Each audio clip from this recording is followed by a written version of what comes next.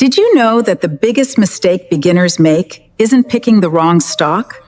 It's trying to swim against the tide. In the ocean, that gets you exhausted. In these markets, it gets you broke. When I was working on Wall Street 30 years ago, I saw so many people trying to outsmart the market.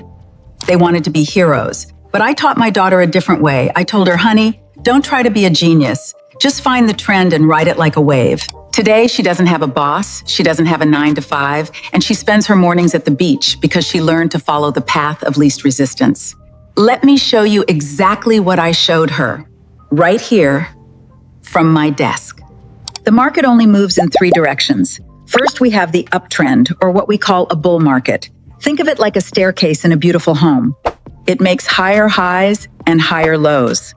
If the staircase is going up, why would you ever try to run down it? That's where greed traps people. They think it's too high to buy, so they bet against the world and lose their savings. In a bull trend, we only look for reasons to buy. Then there's the downtrend. Lower highs, lower lows. This is the slide. Most people panic here, but for a wise trader, a downtrend is a gift. If you know how to ride the slide instead of trying to climb up a falling mountain, you can build wealth even when the economy looks grim. We call this sideways or consolidation. This is the no trade zone.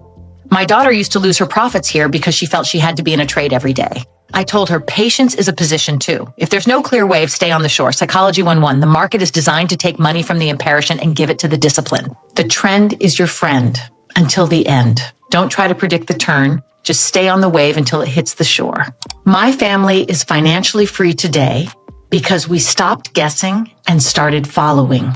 Now that you can spot the wave, you need to know where the invisible walls are.